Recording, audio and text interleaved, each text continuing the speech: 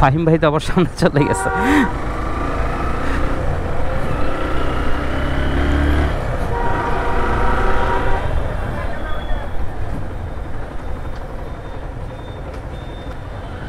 কোন দিকে গেল?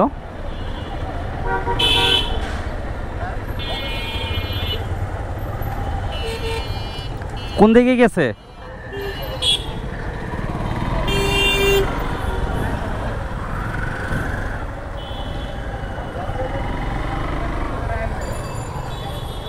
কোন দিকে গেল? কারণ এদিক দিয়ে গেছে নাকি আমরা এদিক দিয়ে চলে যাব? ভিতর দিয়ে আর এদিক দিয়ে যায়, ওদিক দিয়ে রাস্তা ভালো না, তাহলে এদিক দিয়ে জায়গা। তোরা একটা ফোন দেন যদি আবার ওই দিক দিয়ে যায় থাকে।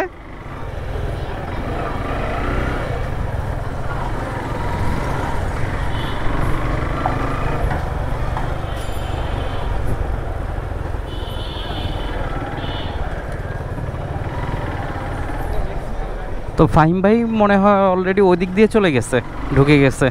তো আমরা এখন এদিক দিয়ে যাচ্ছি, যোগাযোগ হচ্ছে ফোনে, সে ওদিক দিয়ে যাক, আমরা এদিক দিয়ে যেতে থাকি।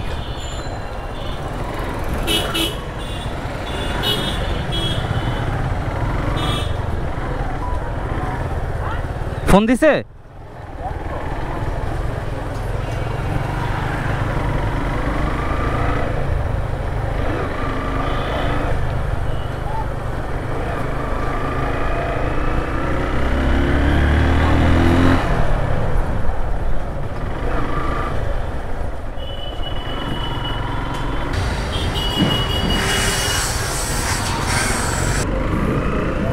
ভাইয়া তো যাচ্ছে না, আমাকেও তো যেতে দিচ্ছে না।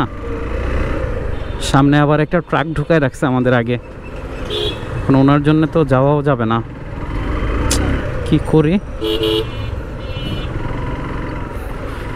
আল্লাহ, সাইড কি পাওয়া যাবে? এই ট্রাকে তো অবস্থা খারাপ না, ওর থেকে তো আসলে সাইড নেওয়ার কোনো অপশনই দেখতেছি না। আমরা কতগুলো বাইক আটকে গেছি পেছনে।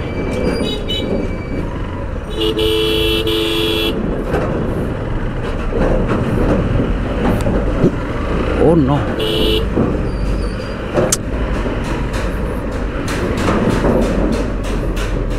এই ওনার জন্য আর পারলাম না।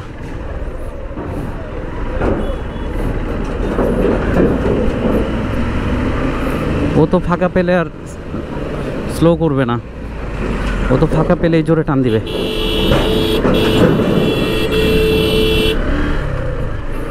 যাক, অবশেষে সাইড পেলাম। এইখানে আবার ওর কি হয়েছে?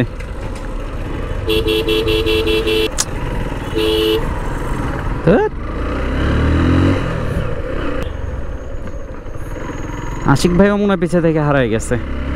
যাই হোক, ডেস্টিনেশন একই, যেতে থাকি, দেখা তো হবেই। আমি যদি এখন এদিক থেকে আগে চলে যাই তাহলে ব্যাঘাত ঘটবে, গাড়িটা আসতে পারবে না। আমি একটু ওয়েটই করলাম যেন উনি গাড়িটা নিয়ে চলে আসে, দেন আমার রাস্তাটা ক্লিয়ার হয়ে যাবে। আর সিএনজি তো দাঁড়ায় আছে, সিএনজির বিষয়টা তো কিছুই বুঝলাম না।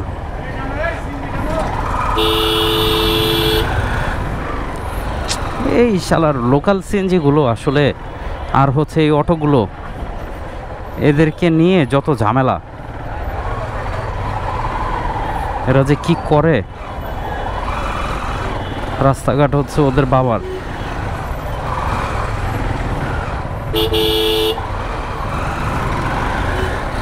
দেখছেন রাস্তাটা সামনে সম্পূর্ণটা খালি।